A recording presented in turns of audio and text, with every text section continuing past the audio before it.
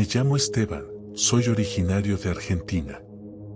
Mis padres se conocieron gracias al Festival Internacional del Folclore de Cosquín. Mi padre trabajaba como guardia y mi madre era parte del staff de un artista. No recuerdo el nombre del cantante.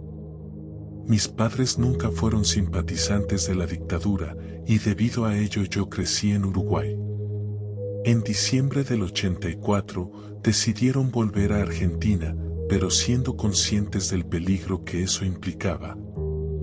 Decidieron dejarme en Uruguay con una familia que nos había estado ayudando durante esos tiempos oscuros. La madrugada del 14 de marzo de 1986, ocurrió un deslizamiento de tierra en una zona cercana a la cordillera de los Andes. Jamás volví a saber de mis padres después de aquello. Se reportaron 87 muertos y 15 desaparecidos. Nunca supe en cuál de esas dos listas estaban ellos, pero lo cierto es que me quedé definitivamente en Uruguay. Cuando cumplí 18 años, me despedí de las personas que me acogieron como a un hijo y emprendí mi camino. Viajé por muchos sitios, trabajando de cualquier cosa que me permitiera subsistir. Recorrí ciudades y pueblos, siempre buscando algo que no sabía cómo definir. Nunca me quedaba más de 8 meses en el mismo sitio, y así fui conociendo lugares como Colonia del Sacramento, Carmelo, Rosario y muchos otros. Llevo viajando casi 30 años. El trabajo más peculiar que tuve, y el que más me marcó, fue el de cuidador nocturno en cementerios. La primera vez que trabajé en un cementerio fue en la ciudad de Altagracia, en Córdoba, Argentina. Aquellos que han tenido la oportunidad de visitar Altagracia sabrán que es un lugar con una magia especial, especialmente por las sierras y el ambiente casi de ensueño que lo rodea. Llegué a vivir allí durante la última semana de octubre. Al llegar, me encontré con los pobladores decorando sus casas y, en algunos casos, construyendo altares públicos en plazas y otros lugares comunes. Los altares estaban decorados con flores, velas, incienso, panes y vino. Todo eso era parte de los preparativos para el Día de los Almas. Caminando por las callecitas de Altagracia encontré un cementerio y me acerqué por pura curiosidad a ver si necesitaban alguna mano para trabajar.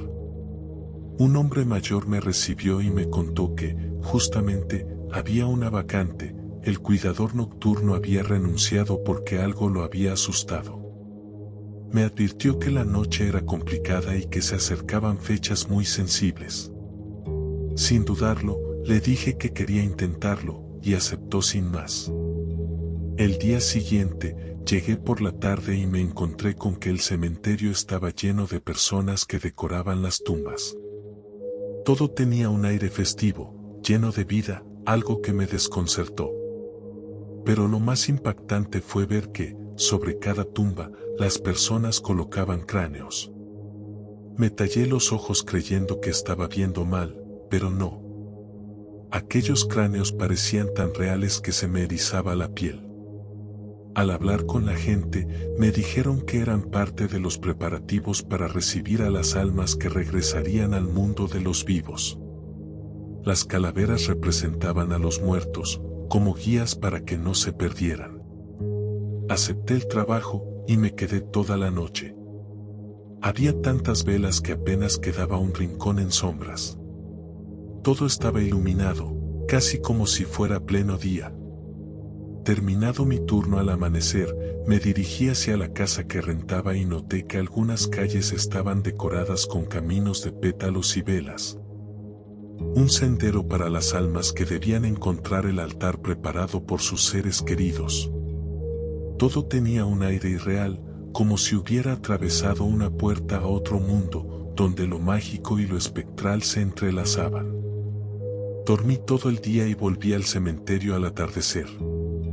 Una vez más, el lugar estaba lleno de gente decorando y celebrando. Comencé a hacer mis tareas hasta que, justo al ocultarse el sol, las campanas de la iglesia cercana comenzaron a sonar. Sentí una brisa fría viniendo del oeste, un viento helado que me heló la sangre. Supuse que aquello era la señal de que los muertos estaban cruzando de vuelta al mundo de los vivos. Mientras caminaba por el cementerio, vi una tumba que contrastaba con el resto. No estaba decorada y se veía descuidada. Sentada sobre la tumba había una figura vestida de negro, completamente cubierta por una capa larga. No podía ver su rostro. La figura tenía un aura inquietante, una presencia que hacía que el aire a su alrededor pareciera volverse más denso. Me acerqué lentamente, extrañado por lo fuera de lugar que se veía. De repente, los fuegos artificiales comenzaron a tronar, y cuando desvié la mirada hacia el cielo y luego volví, la figura ya no estaba. Algo tan alto y oscuro no podía desaparecer así. Esa fue la primera vez que lo vi, y me estremeció hasta los huesos. Permanecí en Altagracia unos 7 meses más, hasta que decidí mudarme al norte del país. Llegué al Valle de Calamuchita en una mañana gris, a mediados de junio.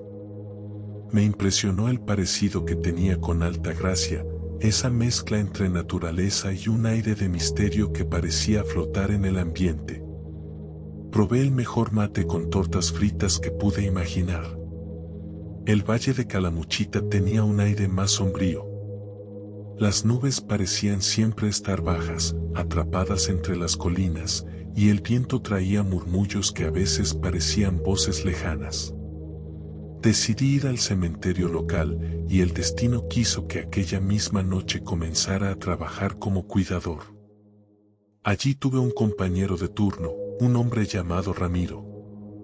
Le conté sobre la brisa helada y las campanas en Altagracia, y él asintiendo me dijo que, en esa región, llamaban al viento del oeste el soplo del retorno, que se creía que era el mensajero de las almas que regresaban. Esa coincidencia me puso los pelos de punta. El cementerio del Valle de Calamuchita era mucho más tenebroso que el de Altagracia. Las tumbas eran simples montículos de tierra marcados con cruces, la mayoría en mal estado. Lo que más me llamó la atención fue una tumba pintada de rosa pálido, quizá la de una niña. El aire siempre estaba cargado de humedad y había árboles viejos cuyos troncos parecían retorcerse como si estuvieran tratando de escapar del suelo. En una noche de ronda, encontré una lápida partida a la mitad que no recordaba haber visto antes. Mientras me acercaba, sentí como si el tiempo se hubiera detenido, como si el mundo estuviera conteniendo la respiración. Fue entonces que lo noté, una figura alta, cubierta por una capa negra, caminando lentamente hacia el centro del cementerio. La neblina parecía abrirse para darle paso. Comencé a seguirla, cuidando de no hacer ruido, pero cuando llegué a una zona cubierta de árboles, la perdí de vista. La oscuridad era densa y una sensación de peligro me detuvo en seco. Pero una cosa sí pude notar, esa figura no proyectaba sombra. Era como si el ser mismo estuviera hecho de sombras, absorbiendo cualquier rastro de luz a su alrededor. La sensación de ser observado me llenó de terror, como si 1000 ojos invisibles me miraran desde las sombras. Una madrugada, un incendio destruyó una casa cercana al cementerio. El fuego se alzaba alto, devorando todo a su paso. La familia que vivía allí no pudo salir, murieron entre las llamas. La tragedia dejó un silencio sepulcral en el pueblo, una tristeza palpable en el aire. Curioso, me acerqué al lugar al terminar mi turno. La casa estaba carbonizada, y mientras observaba, vi como una figura alta, cubierta de negro, cruzaba las puertas calcinadas. El corazón se me detuvo. Corrí hasta la entrada, queriendo ver quién era. Al entrar, me encontré cara a cara con aquello. No tenía rostro, solo un cráneo amarillento y vacío, ojos oscuros que no eran más que cuencas vacías. La figura emanaba un frío que calaba hasta los huesos. No era humano, sino la misma muerte. En ese momento comprendí que lo que tenía frente a mí no pertenecía a este mundo. Salí corriendo, incapaz de soportar la visión, con los latidos de mi corazón atronando en mis oídos. Durante los días siguientes, no podía dejar de pensar en lo que había visto. Me despertaba en medio de la noche, empapado en sudor, con la imagen de esa cara huesuda grabada en mi mente. Reflexionando, llegué a una conclusión: esa figura, esa muerte errante, parecía visitar a aquellos que habían sido olvidados. No solo a los muertos que ya no eran recordados, sino también a aquellos que habían fallecido lejos de sus seres queridos, sin velorios, sin altares, sin nadie que les llevara una flor. Parecía acompañarlos en su soledad, ofrecerles una presencia en su eterno descanso. Con el tiempo, fui descubriendo más sobre las historias locales. Los aldeanos hablaban en susurros de la sombra del olvido, una entidad que caminaba entre los muertos para acompañar a los que nadie recordaba. Se decía que era la compañía de los desamparados, que iba a buscar a los muertos solitarios para que no tuvieran que enfrentarse al vacío eterno sin una mano espectral que los guiara. Los aldeanos parecían evitar el cementerio, especialmente en noches sin luna. Algunos decían haber sentido su mirada mientras visitaban las tumbas de sus familiares. Otros hablaban de susurros en la oscuridad, como si el viento trajera las voces de los olvidados. Muchas veces, creemos que los entes oscuros buscan atormentarnos a los vivos, pero hay algunos, como el que vi, que se dedican a velar por aquellos que ya no tienen quien les visite, a ofrecer una compañía espectral a los muertos que han sido olvidados por el paso del tiempo y el olvido de los vivos. Lo que vi me hizo comprender que hay algo mucho más aterrador que la muerte, el olvido absoluto. Y en ese olvido, esa figura se aseguraba de que, al menos, los muertos nunca estuvieran completamente solos.